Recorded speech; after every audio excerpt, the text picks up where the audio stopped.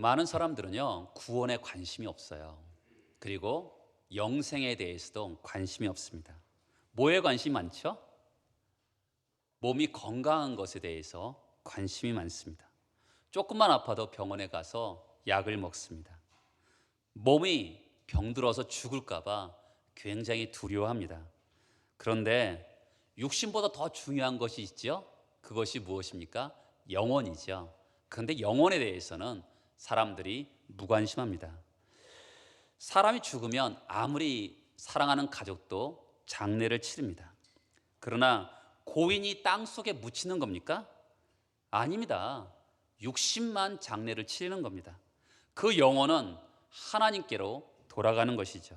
그렇습니다. 영혼이 훨씬 더 육보다 중요합니다. 그런데 사람들은 몸만 귀하게 여깁니다. 그러다가 죽는 순간 영혼이 어디 가는지 관심도 없습니다. 우리나라는 사람이 강에서 죽든 바다에서 죽든 그 시체를 건지려고 하는 그런 속성이 있어요. 그런 관습이 있습니다. 그래서 그 시신을 찾는데 굉장한 노력을 기울입니다. 근데 그 영혼이 어디로 갔는지는 별로 관심이 없습니다. 여러분의 영혼은 평안합니까?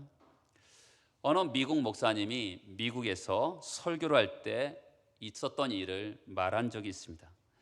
설교를 막 끝내는데 9살짜리가 이게 강단 앞으로 걸어오고 있는 거예요. 그래서 목사님께서 강단에 내려가서 그 아이를 맞이합니다. 애야, 무슨 일 있니? 라고 했더니 아이가 이렇게 얘기하는 거죠. 목사님, 저처럼 사악한 인간도 구원받을 수 있을까요? 무슨 잘못을 했니? 부모님 말씀을 순종하지 않았어요. 그랬더니 교인들이 막 웃기 시작합니다. 막 웃는 교인들을 향해서 목사님이 정색을 하면서 웃지 마세요. 지금 주님께서 무슨 일을 하고 있는지 아시나요? 하나님께서 우리 모두가 가져야 될 그 자세를 이 아이를 통해서 말씀하고 있는 것이죠. 하나님께서는 이 아이의 작은 죄도 있으면 하나님으로부터 분리되어서 지옥 가기에 충분하다는 것을 말씀하고 계신 것이죠. 우리의 문제는 영혼의 존재, 영혼이 있다는 것을 기억하지 못해요. 그리고 죄가 얼마나 심각한지 깨닫지 못하는 데 있는 것입니다. 지극히 작은 죄 하나도 있으면 지옥에 가게 된다는 것을 모르는 것이죠. 죄가 하나님과 우리 사회를 갈라놓는다는 것을 모르는데 문제가 있는 것이죠. 그래서 하나님께서 우리에게 무엇을 주셨습니까?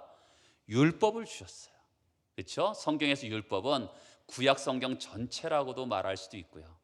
그리고 작게는 십계명이라고도 표현할 수 있어요.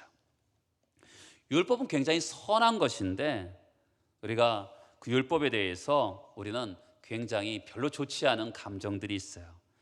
율법의 기능이 뭘까요? 율법은 사람들로 하여금 죄를 깨닫게 합니다. 7절을 볼까요? 그런즉 우리가 무슨 말을 하려 율법이 죄냐? 그럴 수 없느니라. 율법으로 말미암지 않고는 내가 죄를 알지 못하였으니. 율법을 우리에게 알려주지 않으면 우리가 죄를 깨닫지 못한다는 거죠. 죄를 알지 못할까요?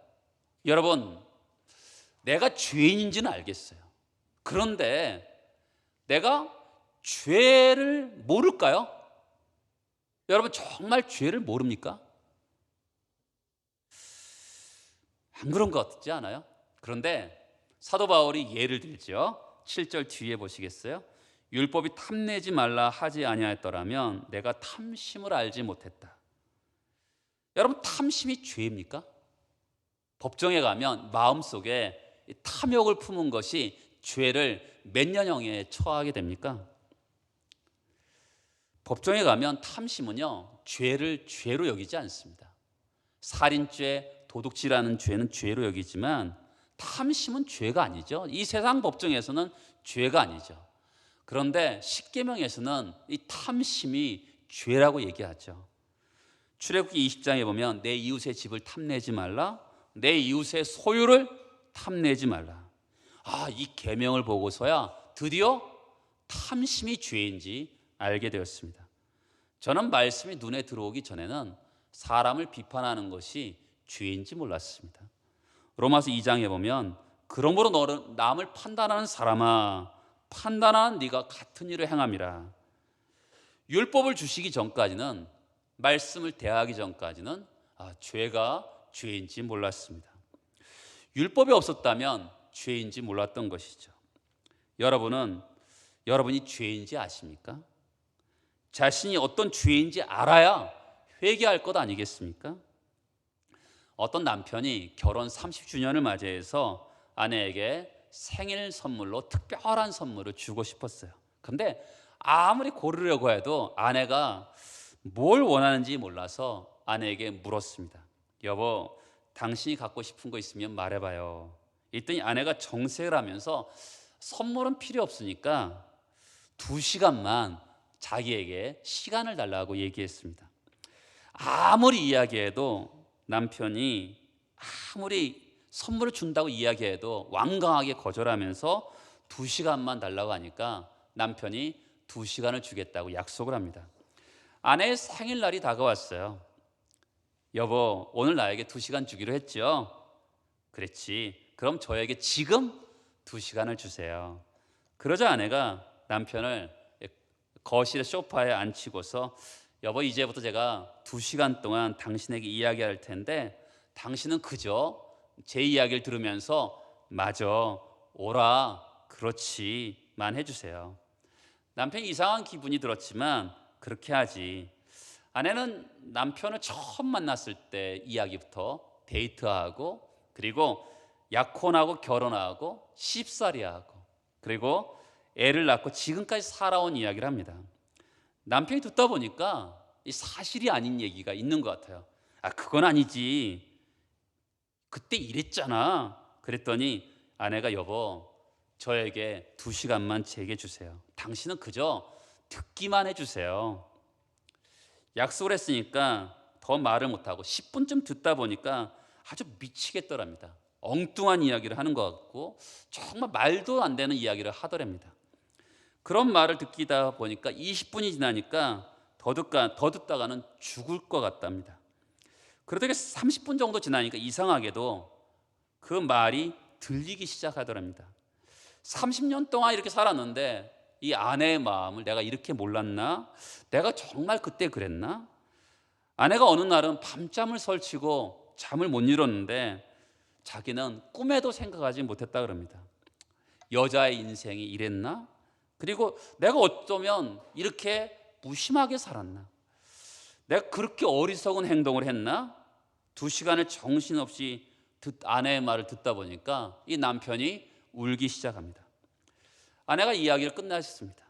여보, 다 이야기했어요. 내 이야기 끝까지 들어줘서 고마워요 했을 때 남편이 아내 앞에 무릎을 꿇고 아내의 무릎을 붙잡고 펑펑 울었다고 합니다. 아내에 대해서 너무 몰랐던 것이죠. 그리고 어떤 잘못을 했는지도 몰랐다는 것입니다. 여러분은 아내에 대해서, 남편에 대해서 잘못한 것을 알고 계십니까? 여러분들은 부모에 대해서, 자녀에 대해서 잘못한 것을 알기는 아십니까? 여러분은 하나님 앞에서 어떻게 살았는지, 하나님 앞에서 무슨 잘못을 했는지 아시고 계십니까? 부흥회 때 말씀을 듣고 한 청년이 기도합니다.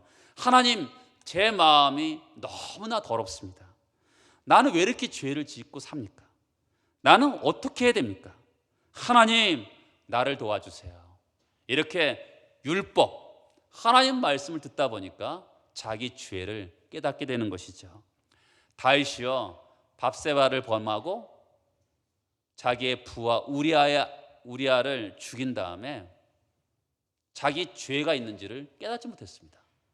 그런데 나단 선지자가 찾아와서 바로 그것이 죄라고 가르쳐 줄 때 그 죄를 깨닫습니다.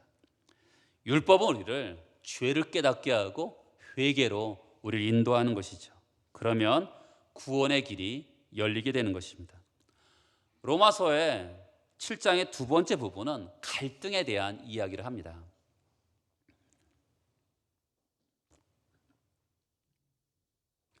저는 1988년도 회개와 회심을 체험합니다. 그리고 정말로 다시는 죄를 짓고 싶지 않았습니다. 그러나 얼마 후 제가 얼마나 제 안에 죄가 역사하는지 보고 아주 얼마나 좌절했는지 모릅니다. 욕심도 교만도 정욕도 불순종도 하나도 달라진 게 없더라고요. 너무나 당황스럽고 괴로웠습니다. 목사인지라 누구에도 말 못하고 기도를 많이 했습니다.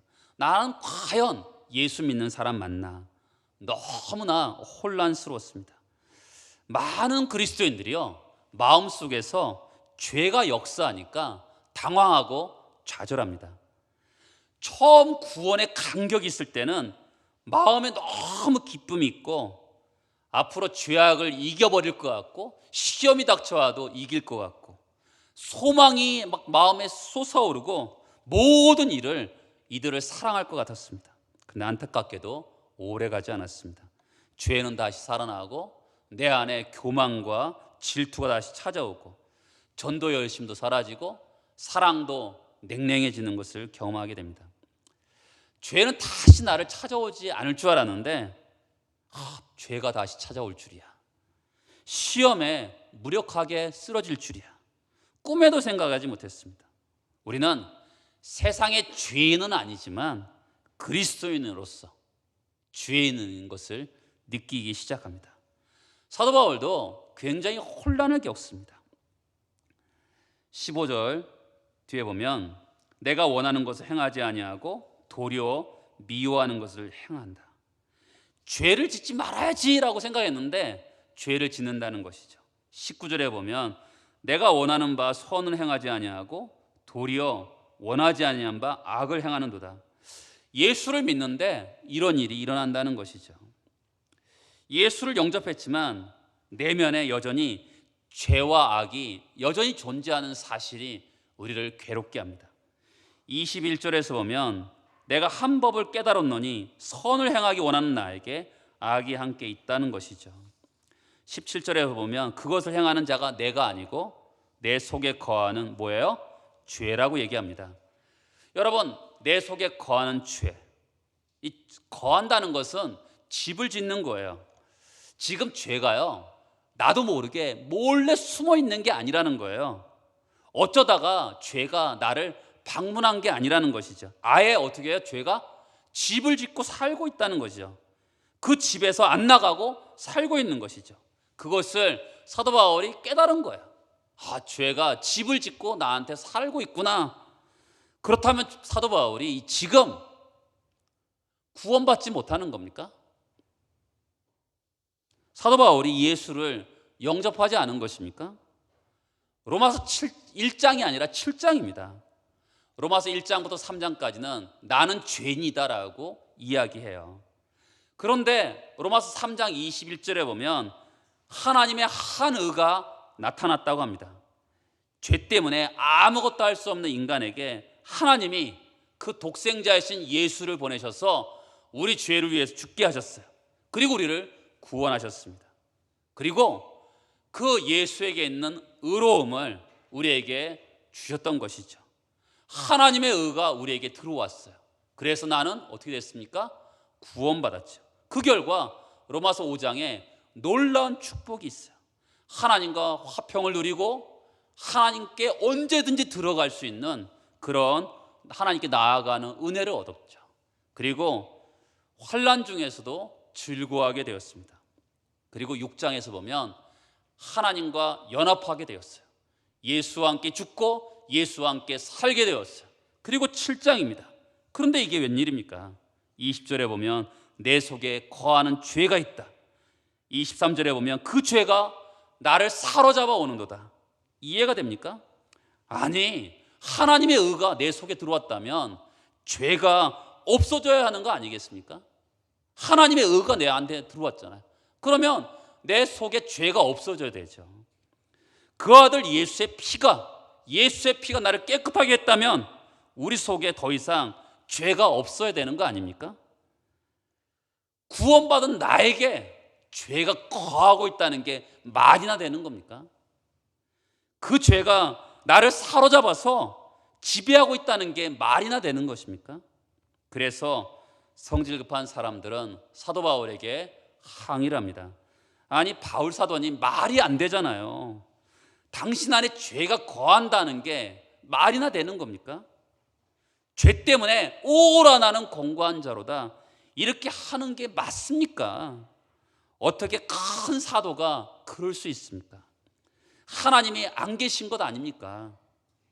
사도 바울에게 묻습니다. 사도 바울이 뭐라고 얘기할까요? 맞다니까요. 나는 날마다 그렇게 살고 있습니다. 아마도 당신도 그럴걸요? 한번 잘 살펴보세요. 그런가 안 그런가?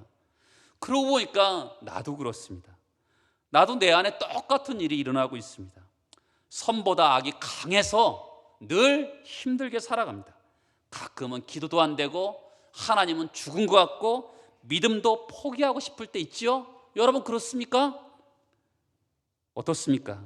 여러분이 구원받았고 장로고 권사고 집사고 주일학교 때부터 교회 다니고 모태신앙이고 부흥회 때마다 방언도 받고 새벽 기도도 하는데 여러분 속에 죄가 있다는 것이 사실이잖아요.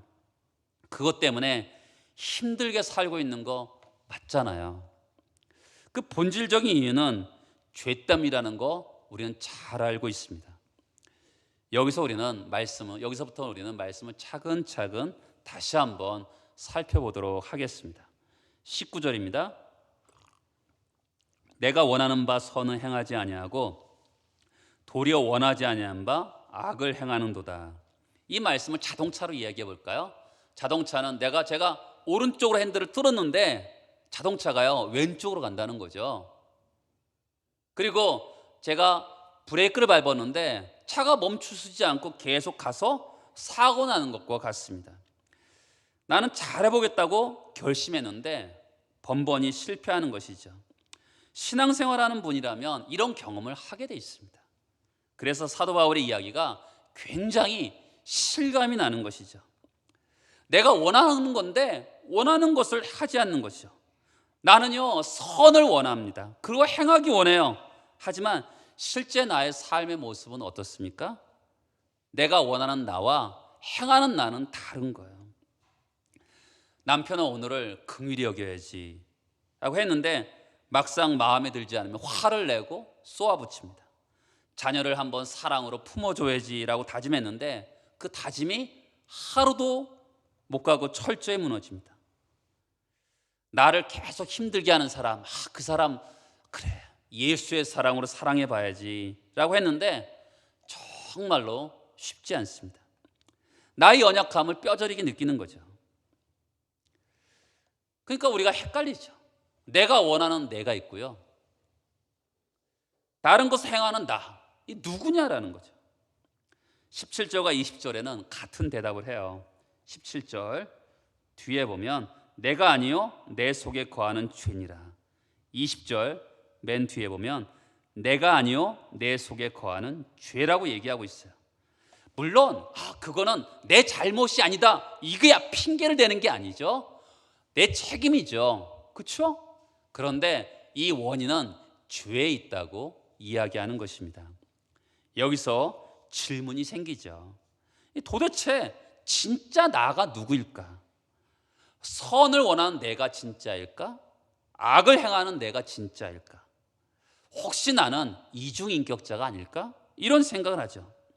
갑자기 정체를 숨기고 있다가 죄의 본성이 확 드러나면 헐크로 변하는 나가 아닐까? 지금의 모습, 얌전하게 있는 나의 모습과 헐크로 변한 모습, 무엇이 진짜일까? 이런 혼란이 찾아올 때가 있죠. 근데 여기서 깨닫는 게 있죠. 무엇을 깨닫습니까? 21절에 보면 내가 한 법을 깨달았노니 곧 선을 행하기 원하는 나에게 악이 함께 있다는 거죠. 선과 악의 원리를 깨닫는 것이죠. 구원받은 우리는 선을 원하는데 그런 우리에게 악이 함께 있다는 거죠. 선을 원하는 나, 악을 행하는 나, 둘 다 모두 진짜 나인 거죠. 두 개의 자아가 우리에게 있는 것이죠. 근데 이 두 개의 자아가 두 개의 법을 섬깁니다. 22절 보세요. 내 속사람으로는 뭘 즐거워해요? 하나님의 법을 즐거워합니다. 23절입니다. 내 지체 속에서 다른 법이 내 마음의 법과 싸워서 내 지체 속에 있는 무슨 법으로 사로잡아요? 죄의 법으로 나를 사로잡아 있는 것을 보게 되죠. 우리에게는요, 두 개의 법이 있어요. 내가 원하는 것은 하나님의 법이죠. 하나님의 법을 즐거워야 되는 것이죠. 그런데 내 안에 반대편에 죄의 법이 존재하죠. 이 죄의 법은 하나님의 법을 대적합니다. 그러니까 내 속에서 싸움이 일어나요. 여러분, 지금 우크라이나에 전쟁이 있죠. 근데 그 전쟁보다 큰 전쟁이 사실은 내 마음속의 전쟁이죠. 내 원하는 선을 원하는 나가 있는데 악을 행하는 나가 있어서 하나님의 법을 즐거워하기로 원하는데 또 다른 죄의 법으로 나를 사로잡아 오는 것을 내가 보고 있어요. 여러분, 이때 얼마나 탄식이 나와요. 그래서 24절에 보면 오라 나는 공고한 사람이로다. 이 사망의 몸에서 누가 나를 건져내랴 외칠 수밖에 없는 거죠. 사도 바울은 자신을 공고한 사람이라 그래요. 이 공고한 사람이라는 것은 뭐냐면 비참한 사람이라는 거예요. 여러분, 빨래를요 두 쪽에서 막 서로 비틀면 어떻게 되겠어요? 그런 상황인 거죠. 비틀어진 상황. 얼마나 처참한 상황이겠습니까? 우리가 그렇잖아요. 실패가 반복되면 절망에 빠지죠. 패배의식에 젖습니다. 탄식이 나와요. 누구나 연초에 한번 결단하죠. 그럼 며칠만 지나면 실패하죠. 어떤 분이 올해는 작정한 게 있어요. 화를 내지 말자. 그래서 서점에 가서 분노를 다스리는 법, 이런 책도 사면서 이제 화를 내면 나는 인간도 아니야 이러면서 결심하지만, 근데 신기하게도요, 결심을 하면 그날따라 나를 화를 돋구는 인간이 꼭 나타나요. 참, 그러면 하루 종일 참던 것이 갑자기 폭발을 해버리는 것이죠. 그날 내가 절대 화를 내지 말자라고 하면 그날은 되려 더 크게 폭발하는 날이 될 때가 많습니다. 그러다가 분노를 다스리는 책을 사서 읽었는데 이게 무슨 필요하면서 분노로 그 책을 찢어버리죠. 여러분, 이런 순간 어때요? 나를 화를 나게 한 그 인간보다요, 사실은 내가 나를 더 미워할 때가 있습니다. 나 진짜 화를 내고 싶지 않았는데, 내가 그렇게 열심히 했는데 나는 도대체 뭐야? 이렇게 생각이 될 때가 있죠. 희한하게도요, 신경을 더 쓰려고 애를 쓰면 애를수록 더 심각하게 시험에 빠집니다. 우리의 싸움은요, 외부에서 오는 것이 아니라 사실은 최고의 격전지는 우리 내면인 것이죠. 왜 이렇게 어려울까요? 다시 한번 말씀드리지만 17절 뒤에 보면 내가 아니요 내 속에 거하는 죄니라. 20절 내가 아니요 내 속에 거하는 죄니라 합니다. 내 속의 죄 때문이에요. 이것을 책임을 회피하는 말이 아니라 죄에 대해서는 우리가 반드시 책임을 져야 되죠. 여기서 말하는 것은 뭐예요? 죄가 나를 강력하게 역사하고 있다는 것이죠. 죄의 힘이 나를 이끌어가고 있다는 것이죠. 14절에 보면 뭐라 그래요? 육신에 속하여 죄 아래 어떻게 해요? 팔렸다. 죄의 노예가 됐다는 것이죠. 죄의 힘이 나를 사로잡아가는 것을 보게 되는 것이죠. 우리는 죄의 실체를 이해해야 돼요. 그렇죠? 나는 마음만 먹으면 모든 것을 할 수 있어. 그런 사람은 아직 철이 덜 든 사람이죠. 인간은 죄에 넘어가기가 쉬운 사람들입니다. 연약성이 있어서 죄의 유혹에 얼마든지 쉽게 넘어갈 수 있어요. 21절에 다시 보면 그러므로 내가 한 법을 깨달았노니 곧 선을 행하는 원하게 나에게 악이 함께 있도다. 우리 힘으로는요 이 죄를 이기기가 어렵다는 것을 알아야 돼요. 우리에게는요 죄를 이길 능력이 없어요. 결심해보죠. 다짐하지만 소용이 없어요. 어떤 것은 우리가 죄를 극복했어요. 그런데 또 다른 것들이 우리를 또 공격하잖아요. 그리고 또 무너지는 것을 보게 됩니다. 원함은 있지만 그렇게 살 능력이 없어요. 교육을 받는다고 되지 않습니다. 여러분, 예수님의 제자들 어때요? 3년 동안 예수님과 숙식을 같이 했어요. 그 정말 달콤한 설교도 들었어요. 그런데 하늘이 열린 것도 보고 기적도 보았는데 제자들이 그 모양입니다. 이 정도인데 우리에게 무슨 소망이 있겠어요? 절망적이죠. 때로는요, 잘 믿는 사람을 보면 부럽기도 하고 잘 해보려고 발버둥도 쳐요. 그런데 낙심을 하죠. 오라 나는 공고한 사람이로다. 이 사망의 몸에서 누가 나를 건져내랴. 소망이 전혀 없죠. 어느 교인이 목사님 집에 전화가 왔어요. 그분은 세례를 받은 지 얼마 안 됐고 집사가 직분 받은 지 얼마 안 된 분입니다. 근데 전화 목소리가 좀 이상했어요. 술에 취한 목소리였습니다. 목사님, 저 이제 교회 다니지 않으렵니다. 저는 예수 믿었는데 달라진 게 하나도 없어요. 옛날에 짓던 죄 지금도 다 짓고 있습니다. 달라진 게 있다면 양심이 괴롭다는 거예요. 그래서 결론 내렸습니다. 교회 그만 다니고 마음이라도 편하게 살고 싶다. 목사님, 용서해 주십시오. 그 소리를 들으면서 그 목사님이 행복했어요. 집사님, 그런 말을 들으니 제 마음이 참 기쁩니다. 그렇지 않아도 집사님의 신앙이 좀 자랐는지 안 자랐는지 궁금했는데 집사님의 믿음이 굉장히 성장했군요. 양심이 괴롭다는 것은 깊은 신앙 안으로 들어간 것이죠.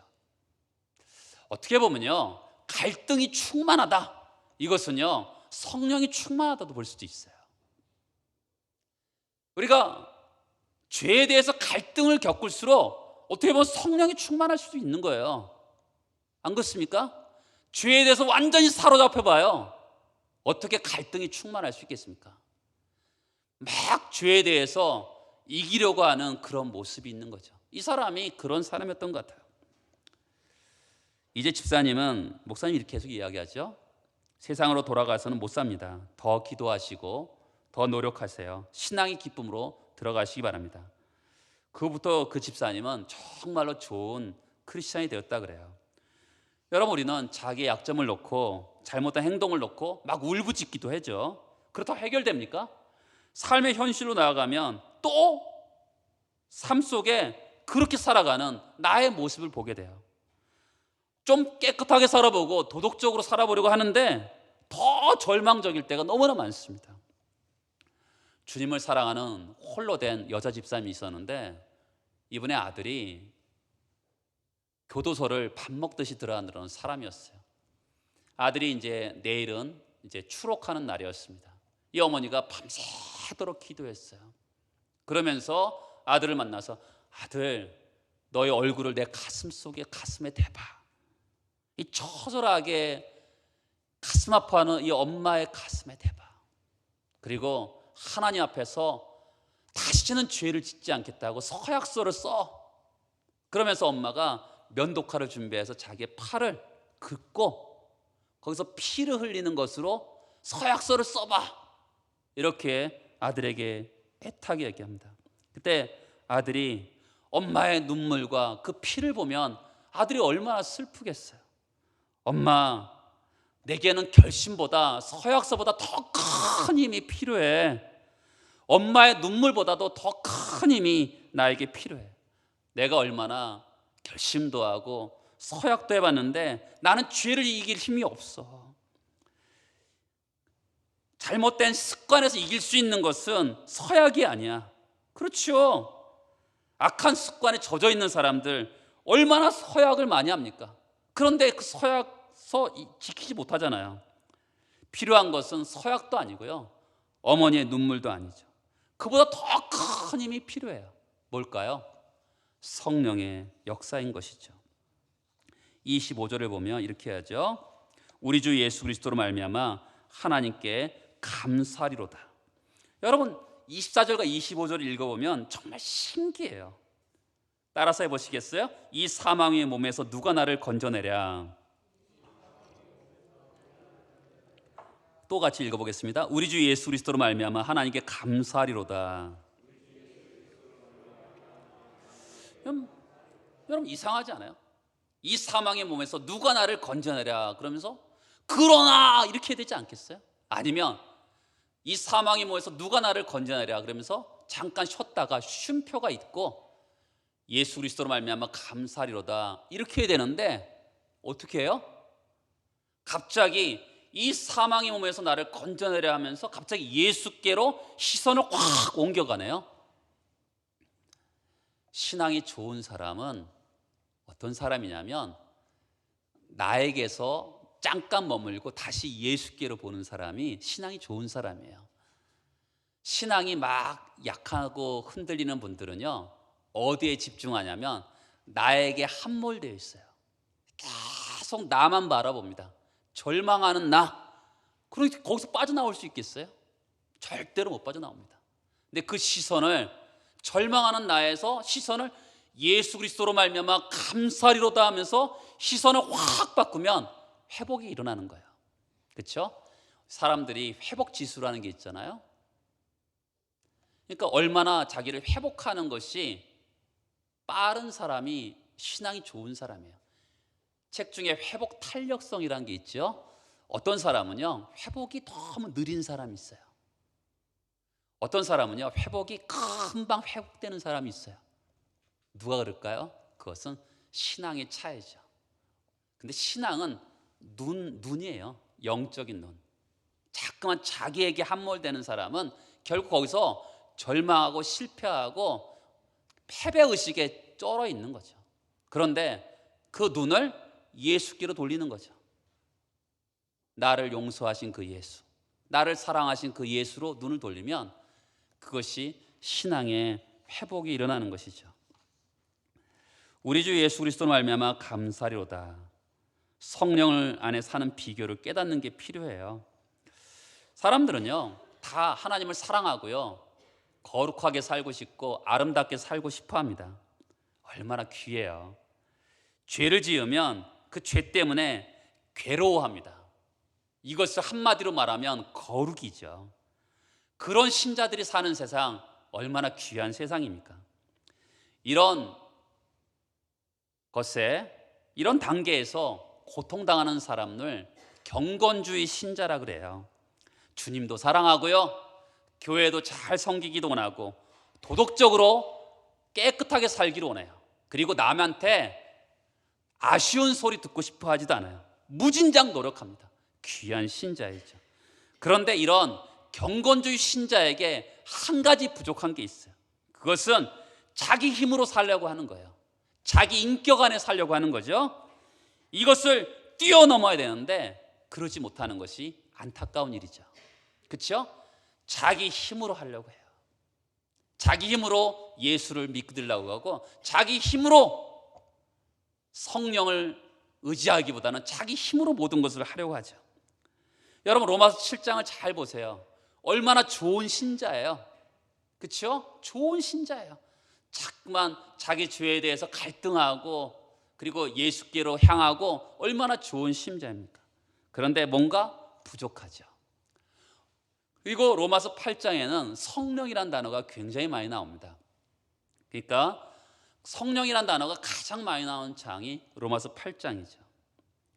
우리가 이게 이런 경건주의 신자의 단계에서 뛰어넘어서 성령 안으로 들어가야 되는 것이죠. 요한 웨슬레도요 거듭남도 체험했어요. 요한 웨슬레는 규칙적으로 기도하고요 규칙적으로 성경을 읽었어요. 그런데도 뭔가 자기에게 부족한 것을 느끼게 되죠. 미국에서 돌아오다가 풍랑 속에서 하나님을 기쁨으로 찬미하는 모라비안 교도들을 만나게 됩니다.